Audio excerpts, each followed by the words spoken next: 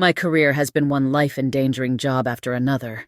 The reason I've been able to stubbornly persist for as long as I have wasn't due to my quick wit or sword technique. It was because I knew how to turn tail and run, to fly the coop and sprint like a bat out of hell. However you wanted to say it, I'm fast. Kid, run away if you see any guards. They'll be after me anyway.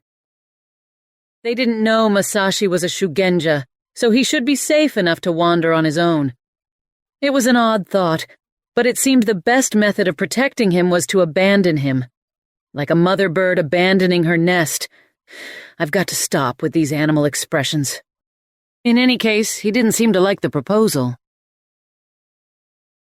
Unacceptable! It has become apparent that I bear the burden of our collective morality, for you seem to have none. I can't leave you to your own devices. Masashi brushed away some hair that had escaped his ponytail. In doing so, he revealed a pair of eyes that gave me a stern glare. His cheeks puffed out as well, a childish but incredibly cute habit, and I wasn't sure how to deal with cuteness. The kid's frustration gave way to an idea, one of his better ones. It's obvious to me that we have matters to discuss. This establishment across the street, with the posters on display. It should be deserted this time of night. I followed Masashi's eyes to a series of large illustrations hung over an odd wooden building. The illustrations showed ridiculous-looking men and women in white face paint and impossibly colorful kimonos. Me and my orange haori should fit right in. The front entrance was unlocked and slid right open. Hyugan doors were impossible to secure from the outside. The best you could do was place a bar from the inside to prevent the frame from sliding altogether. Most folk from safer communities didn't even bother, which certainly made my assassinations easier. I wasn't sure what I was expecting, but it sure wasn't this. Balconies overlooked a series of raised walkways, which mingled in and around seating areas covered in luxurious rugs and pillows. The walkways joined towards the end of the chamber, where some sort of miniature shrine stood in extravagance. It lacked any walls and any purpose, from what I could tell. My puzzlement did not go unnoticed. Care to speculate, Akane? I knew Masashi was grinning like a childish devil without even looking. Since our 2 weeks of traveling together, he's made it a habit to boast his trivial knowledge whenever at all possible. Sometimes I could get lucky on a hunch. Probably not this time, though. It's the perfect hiding spot. That's all I need to know. Too much food slowed the body down. Too much knowledge slowed the mind.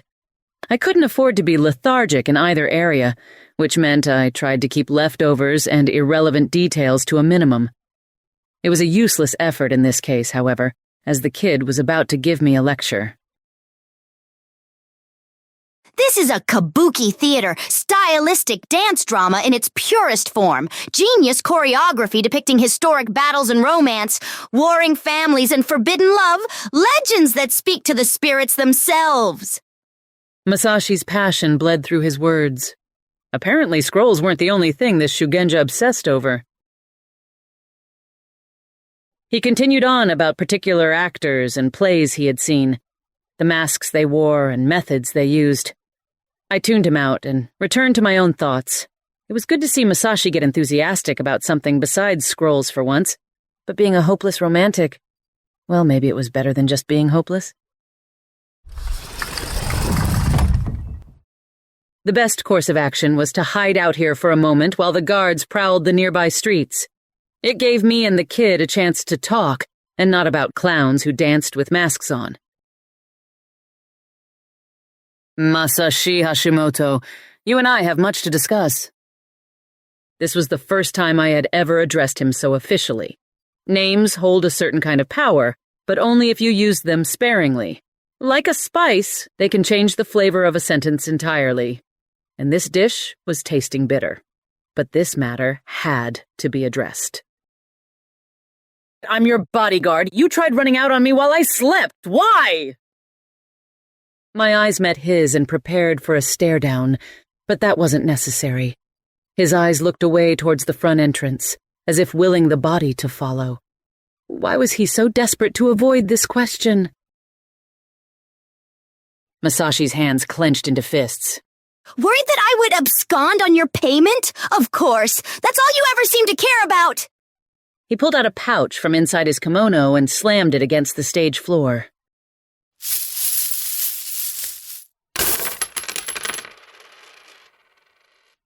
The jingling of coins preceded a scatter of ryo, the shining glints of gold unmistakable even in this faint light. There, take your Ryo, you scoundrel! The Shugenja turned away from me with shoulders that raised with rapid breaths. He sniffed the air, though not to catch a scent. Masashi was holding back a cry, and it was entirely my fault. My job is to worry about you. I won't pretend the money didn't matter, because I came from a world where it was all that did. But I was first and foremost a professional. There's not much a wandering Ronin has in her life to be proud of, besides a full stomach and a job well done, which makes me 1 out of 2 so far. Masashi didn't reply, so I continued.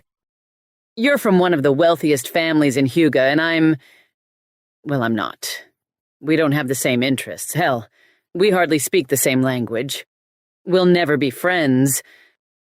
That last word came out weirdly, but that's because it was a weird word to begin with. I knew what friends were. I just couldn't remember the last time I had any.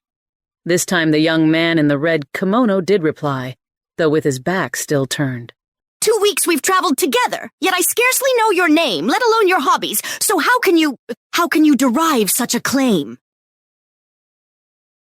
Masashi spun on his heels to face me, with his anger more composed than before.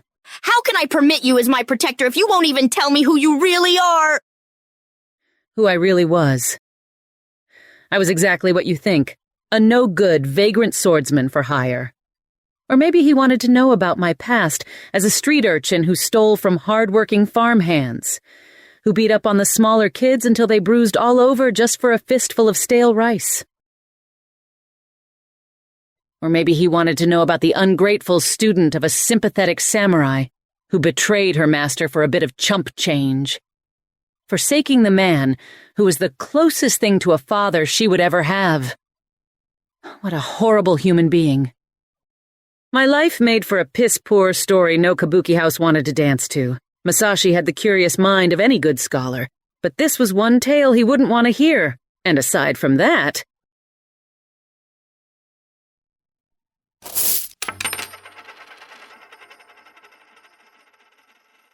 He'd never see his apricot Ronin the same way again.